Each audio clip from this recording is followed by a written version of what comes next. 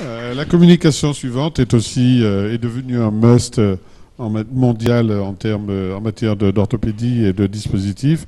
C'est la prothèse totale d'épaule inversée de Paul Gramont à Dijon. Et je remercie Emmanuel Bollot de rappeler le souvenir d'une part de Paul Gramont et d'autre part de nous conter l'histoire de la prothèse d'épaule inversée. Merci Jacques. Donc, Monsieur le Président, Monsieur le modérateur, Messieurs les membres de cette académie, je vous renouvelle à nouveau mes vifs remerciements pour votre invitation. Et j'y vois là un salut au travail long, difficile, mais avec une conclusion heureuse de mon maître Paul Gramont. Alors, la prothèse totale d'épaule inversée de Paul-Marie Gramont, dans mon résumé que vous avez certainement lu, je commence ce résumé en parlant d'Odyssée, tout simplement parce que ça a été extrêmement long, c'était difficile, ça a même parfois été douloureux, mais au final, ça s'est bien terminé.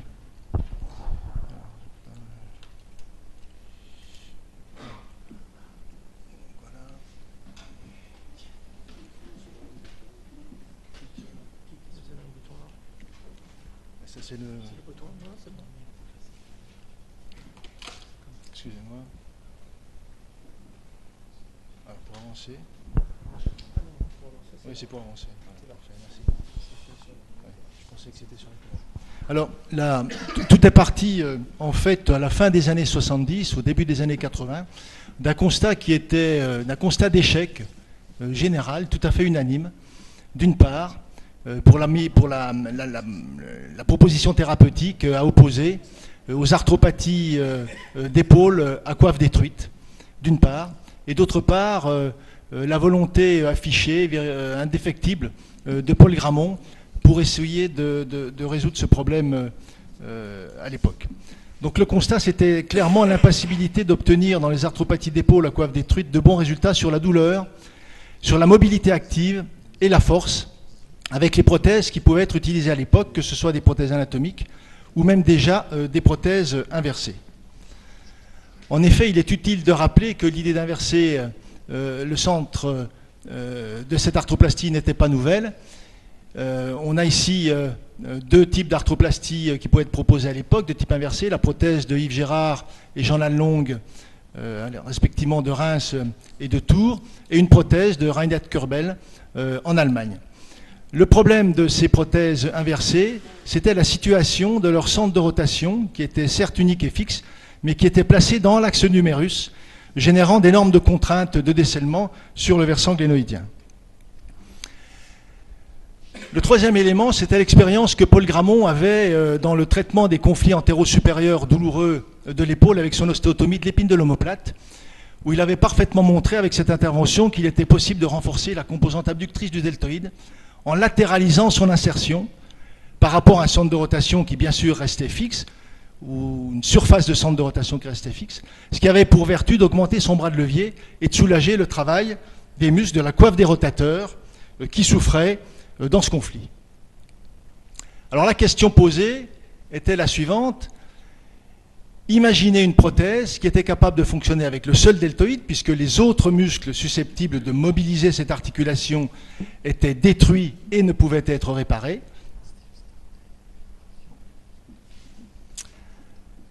Donc l'hypothèse était posée d'imaginer une prothèse fonctionnant avec le seul deltoïde, donc une véritable prothèse de coiffe au plan fonctionnel et de resurfaçage articulaire. Et c'est en 1981, dans un travail qui a été dirigé par Paul Gramont, réalisé à l'École catholique des arts et métiers de Lyon, qu'il a édicté son principe de médialisation du centre de rotation d'une articulation prothétique unique et fixe, en cherchant à déplacer donc le centre de cette articulation mobile sur le versant glénoïdien. Donc à la question posée, la réponse était la médialisation du centre de rotation qui devenait indispensable pour valoriser le deltoïde abducteur et pallier au déficit de la coiffe. Le premier prototype fabriqué a été une prothèse qu'il avait baptisée prothèse à cardan, qui était une prothèse constituée de deux éléments sur le versant huméral, une tige, et puis une extrémité métaphyso-épiphysaire avec une tige mâle allant se positionner au niveau de la tige femelle humérale, en y opposant sur le versant glénoïdien une simple cupule. Ce prototype réalisé n'a jamais été implanté. Il s'en est donc suivi une période de tâtonnement avec une deuxième tentative en 1983, que j'ai connue puisque c'est la date à laquelle j'ai commencé mon internat en chirurgie orthopédique dans le service de Paul Gramont, avec la recherche de l'application de ce principe de médialisation d'un centre de rotation avec la prothèse ovide. Donc l'idée, c'était de proposer un centre de rotation médial sur un implant qui préservait la latéralisation du deltoïde. Ça permettait donc de médialiser le centre de rotation pour favoriser le démarrage initial au moment de l'abduction, tout en maintenant latéraliser ce deltoïde pour améliorer son bras de levier. Il y a eu 5 pauses réalisées dans le service. Toutes ces pauses se sont traduites par une instabilité immédiate, entraînant l'abandon de la procédure.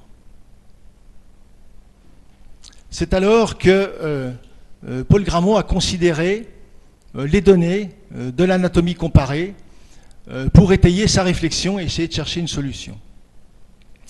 Alors voilà une diapositive qui est une diapositive que j'ai réalisée, une photographie que j'ai prise au Musée d'Histoire Naturelle de Chicago, où on se rend compte que celui qui a réalisé cette scénographie a bien compris les éléments essentiels à mettre en exergue pour le passage de la position de quadrupédie à la position érigée. La question essentielle est l'acquisition d'une nouvelle fonction, donc la libération du membre supérieur. Les chirurgiens du rachis, eux, seront intéressés par, avec cette acquisition de la bipédie permanente, l'acquisition de courbures dans le plan sagittal. Donc quelles sont les conséquences de l'acquisition de la bipédie sur le membre supérieur, sur le fonctionnement de l'épaule et surtout sur l'analyse que Paul Gramont, l'analyse toute personnelle qu'il allait en faire. Eh bien, son analyse a été la suivante. Lorsque l'on regarde la position de fonction de l'articulation de l'épaule en quadrupédie, on voit que l'humérus est porteur et que la glène est portée, l'humérus étant en contact du sol. Lorsque l'on voit le fonctionnement, de cette articulation gléno-humérale, avec un membre supérieur totalement libéré, en position érigée, eh bien l'humérus n'est plus porteur, il devient porté par la glène. Donc la conclusion, je le redis encore, tout à fait personnelle de Paul Gramont, était de dire qu'il faut se libérer de l'anatomie et transférer la sphère située sur l'humérus à la glène pour accompagner l'acquisition de cette nouvelle fonction. Alors l'acquisition de cette nouvelle fonction s'accompagne également localement de modifications anatomiques importantes. Et vous voyez la comparaison sur ces deux surfaces postérieures d'omoplate de la répartition de la fosse sus- et sous-épineuse chez le gorille et chez l'homme. Et vous voyez que chez l'homme, on a un développement important de la fosse sous-épineuse et par conséquent une atrophie de la fosse sous-épineuse. Vous voyez ici sur un schéma parfaitement résumé cette évolution, et le calcul de l'indice de Schuster-Peur le montre manifestement bien la diminution du rapport de la fosse sus-épineuse sur la fosse sous-épineuse chez l'homme.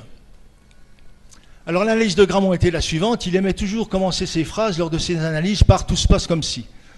Donc tout se passait comme si, dans son esprit, l'acquisition de cette fonction nouvelle, qui est la libération du membre supérieur, a été beaucoup plus rapide que l'évolution de l'ensemble morphologique dédié à cette même fonction. Donc dans son esprit, il fallait accélérer l'évolution anatomique et transposer pour accompagner le changement de fonction. Et ce travail s'est matérialisé, a été conclu dans le travail de DEA, réalisé ici, à Paris, par Xavier Deris, où l'on voit le schéma original de ce qu'on peut appeler la prothèse inversée moderne, avec une pièce glénoïdienne hémisphérique qui est fixée sur le plan de la glène avec la médialisation d'un centre unique de rotation. Donc cette médialisation d'un centre unique de rotation par rapport à l'insertion du deltoïde est l'équivalent, et vous vous rappellerez du schéma que je vous ai montré tout à l'heure, de l'ostéotomie de l'épine de l'omoplate où on ne touchait pas le centre de rotation, mais où on latéralisait l'insertion du deltoïde moyen.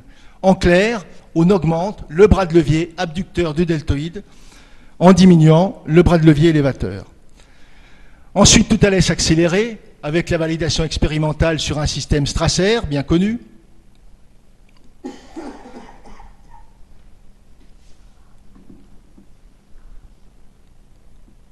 Puis l'arrivée donc de la première prothèse inversée, qui était une prothèse très simple, cimentée sur ses deux versants, avec une pièce polyéthylène au niveau de l'humérus et une pièce céramique fixée sur la glène, qui représentait les 2/3 d'une sphère de 44 mm de diamètre.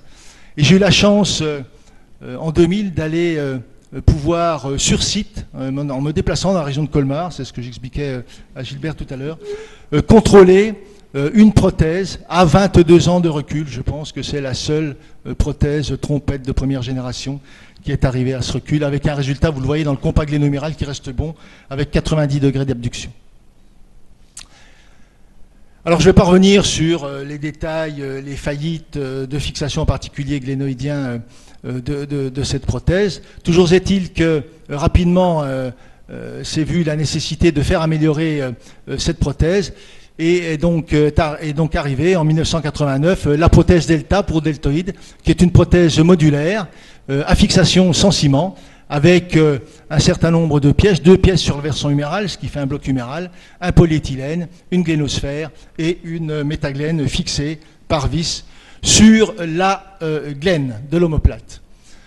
Ça, c'est le calcul mathématique delta, donc, où vous voyez qu'en médialisant le centre de rotation, on va rééquilibrer intrinsèquement le deltoïde entre ces deux composantes, et on va passer d'un ratio défavorable où la composante d'élévation était 2 fois la composante abductrice à un ratio favorable, équitable, entre les deux composantes. Ceci diminue les forces de cisaillement au niveau de la fixation glénoïdienne et favorise la récupération de la mobilité active, en particulier en flexion et en abduction. Alors voilà, vous comprenez tout de suite sur ce schéma comparatif l'intérêt de la médialisation du centre de rotation avec l'augmentation du bras de levier du deltoïde, d'une part par rapport aux inversées anciennes, et ce centre de rotation qui se projetait dans le prolongement de l'humérus, qui entraînait un vecteur traumatique de décèlement sur la fixation glénoïdienne. De la même façon, vous voyez ici, par comparaison, l'augmentation du bras de levier par rapport à une prothèse totale anatomique où la composante élévatrice était bien supérieure à la composante de centrage abductrice, ce qui entraînait, en cas de faillite de la coiffe des rotateurs, une subluxation supérieure de la tête humérale prothétique avec douleur et impotence fonctionnelle. Alors, à nouvelle prothèse, nouvelle complication spécifique. La complication spécifique de la prothèse inversée, c'est l'encoche. Je vous envoie ici un exemple à 13 ans, avec ce qui pouvait se passer sur ce que l'on pouvait constater et trouver sur les pièces de dépose. C'est une complication qui peut apparaître de façon précoce, au 6e mois, qui est fréquente, 50 à 90% dans toutes les séries, qui est évolutive et qui, bien évidemment, à terme, expose à la faillite du scellement de la pièce glénoïdienne. Alors, il y a différentes solutions pour pallier à l'apparition de l'encoche. Les propositions sont nombreuses. Ça peut être des propositions concernant le positionnement de la pièce glénoïdienne. Cela peut être également la modification et l'évolution du dessin des implants sur les versants glénoïdiens ou sur le versant huméral. Sur le versant huméral, c'est l'angulation de la coupe. Sur le versant glénoïdien, ça peut être une modification de la conformation de la glène à sa partie inférieure. On peut aussi proposer l'existence d'une greffe glénoïdienne. Vous avez ici la prothèse duocentrique, qui est la prothèse que l'on a fait évoluer dès 2001, avec un resurfaçage de la zone de conflit qui permet à la fois de la protéger et d'améliorer l'adduction de l'humérus. Alors, pour conclure, le succès donc de cette arthroplastie nouvelle et de ses différentes évolutions, ce succès donc c'est sa diffusion, puisque cette arthroplastie maintenant est posée dans tous les pays du monde, qu'elle représente environ 60% des prothèses d'épaule actuellement implantées, que bien entendu sa première application est la chirurgie réglée, mais que maintenant elle commence à être utilisée avec succès en traumatologie. Alors cette diffusion est mondiale parce que l'idée était bonne, elle est mondiale aussi parce qu'en France, on a la chance d'avoir un groupe de chirurgiens de l'épaule très dynamique qui travaillent depuis longtemps à l'évolution du concept original de Grammont, et je veux citer par exemple Gilles Walsh de Lyon, Pascal Boileau de Nice, et puis notre voisin dans la région Est, Daniel Mollet.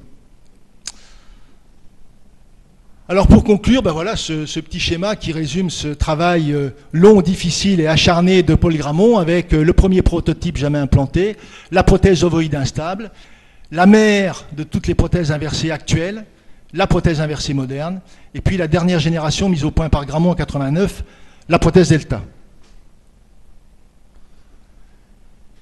Alors tout ça pour dire qu'on est capable maintenant de restaurer une fonction sans respecter l'anatomie, et c'est ce que Grammont appelait la chirurgie fonctionnelle de son point de vue, c'est-à-dire être capable de restaurer une fonction sans reconstituer l'anatomie. Tous les chirurgiens orthopédistes font de la chirurgie fonctionnelle, puisqu'on est amené à traiter une fonction qui est perdue soit progressivement, soit perdue par accident. Mais pour lui, la chirurgie fonctionnelle, dans son esprit, et je ne veux pas qu'il y ait de confusion, c'était de dire qu'on était capable de restituer une fonction sans tenir compte de l'anatomie originale. Donc c'est le résultat du travail acharné de Paul Grammont et de son obstination, associé à un laboratoire qui à l'époque était un laboratoire français et qui portait bien son nom pour l'innovation, qui s'appelait le laboratoire Medinov. Voilà, je vous remercie pour votre aimable attention. Laurent, si tu veux bien faire le commentaire de cette excellente communication à tout point de vue. Eh bien, Jacques, je te remercie de m'avoir demandé de discuter cette communication d'Emmanuel Bollot, et d'abord pour dire à quel point je retrouve Paul Grammont, que j'ai très bien connu à travers vos propos, et je me souviens très bien d'un voyage en train qui nous ramenait du sud de la France vers Lyon, et on partageait le même compartiment, et où il m'expliquait toutes ces idées qui étaient passionnantes. Alors sur vos derniers points, je partage tout à fait ce que disait Paul Grammont, c'est-à-dire qu'on cherche à rétablir une fonction, et on n'est pas, moi je dis, on n'est pas prométhéen, on ne cherche pas à refaire de l'humain, enfin à refaire la nature, on cherche à rendre service aux gens, et je partage tout à fait cette idée-là. Alors maintenant, je partage tout à fait cette idée-là, mais moi j'ai mis beaucoup de temps à y croire, à sa prothèse inversée. Et pourtant, j'étais dans un service où mon patron Jacques Wittwood, lui, y croyait beaucoup.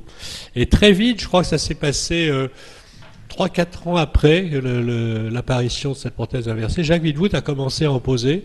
Et je crois qu'on a été, je ne sais plus très bien, vous allez me corriger, mais on a été parmi l'équipe qui en a posé le plus, avec, je crois, le plus long recul. On a présenté des résultats dans les années 98-99 par là, avec un très long recul, et effectivement avec des résultats qui corroboraient tout à fait ce qu'avait dit Paul Grammont. Moi je m'y suis mis, voilà, un petit peu plus tard. Bon, je suis pas un vrai chirurgien de l'épaule, mais enfin, comme tout le monde, on en fait un petit peu. Et je dois reconnaître que les résultats, chez les 2-3 patients, bon c'est tout, j'en ai pas fait beaucoup, mais c'est absolument spectaculaire. C'est vrai que c'est spectaculaire pour des gens qui ont absolument plus de coiffe des rotateurs, et moi je suis très admiratif sur cette idée.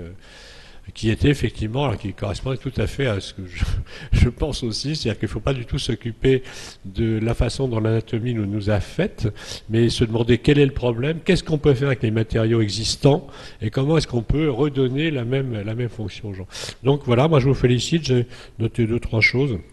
Mais voilà, bon, j'ai rien de plus à dire. Je ne suis pas un chirurgien de l'épaule, encore une fois. Je sais que, par contre, que dans le monde entier, on voit partout ces prothèses inversées. Là encore, être copié, c'est plutôt bon signe. Je suis d'accord.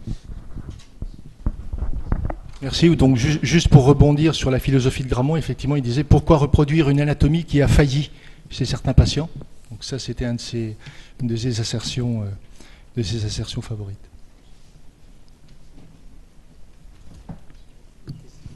Des questions dans la salle, s'il vous plaît.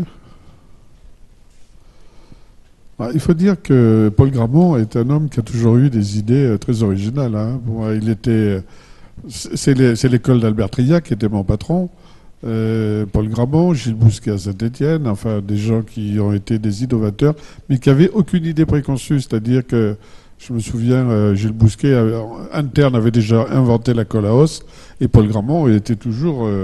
derrière 3 inventions, notamment en chirurgie du genou, il avait des idées qui allaient tout à fait à l'encontre de ce qu'on racontait habituellement. Il a d'ailleurs aussi inventé le clou albizien, mais on en parlera dans une prochaine séance, qui a été le premier clou d'allongement.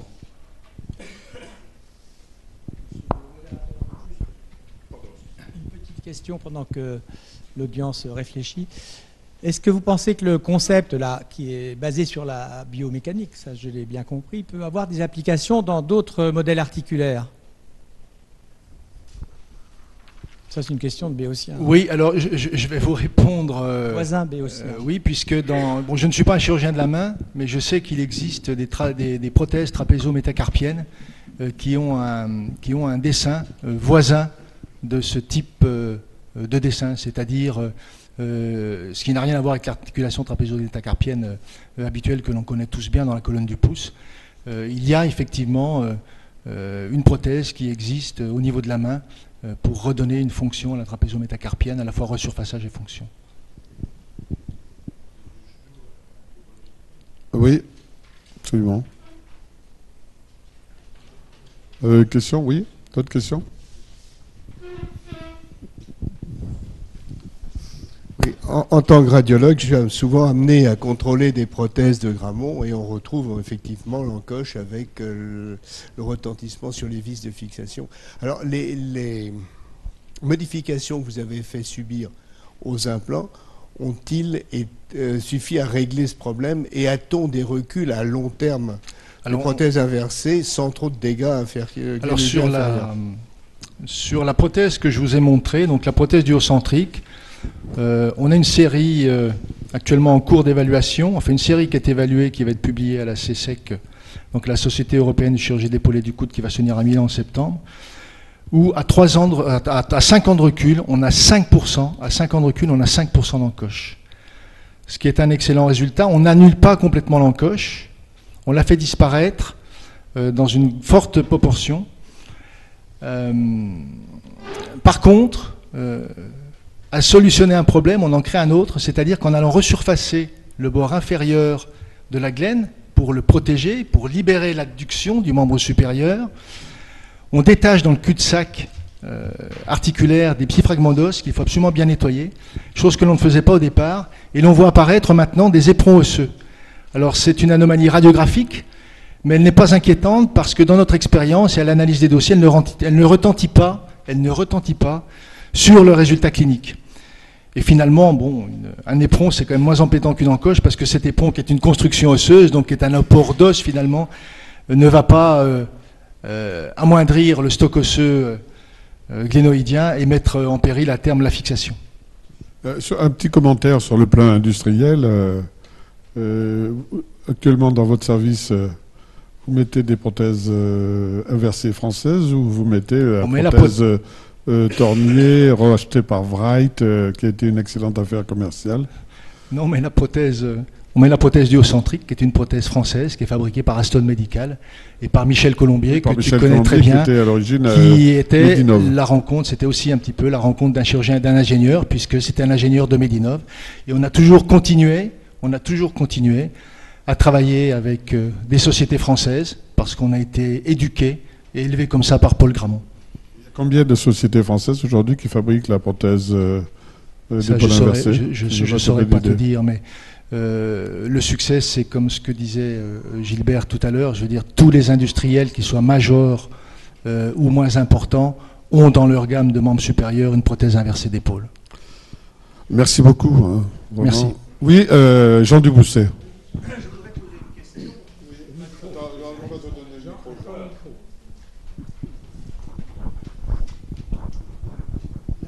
La question qui me vient à l'esprit tout de suite comme ça, c'est que le membre supérieur est un membre suspendu, l'épaule est suspendue, on ne s'appuie pas dessus, contrairement au quadrupède, comme c'était très bien montré.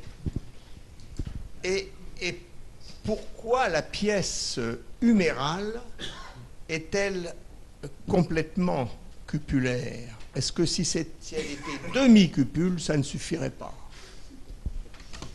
Elle n'est pas très... elle apparaît comme ça dans son dessin pour la delta, mais sur la dernière, vous avez, sur la duocentrique, vous avez une cupule dont la profondeur au centre est de 6 mm. Alors votre question est intéressante parce qu'on a souvent reproché à la delta d'être une prothèse très contrainte.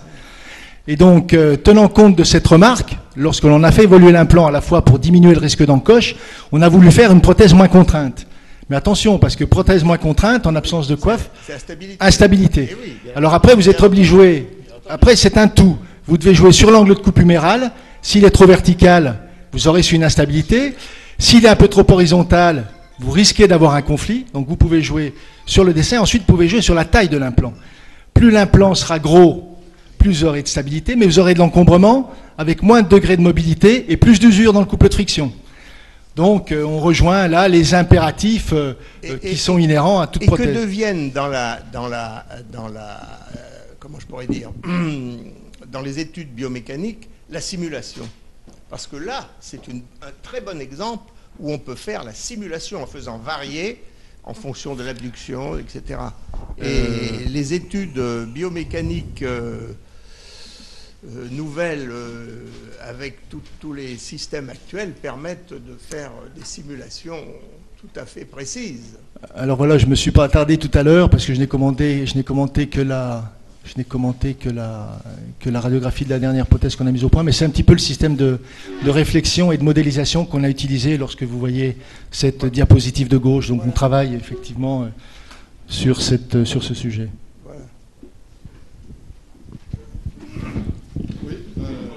Laurent Sedel, une question.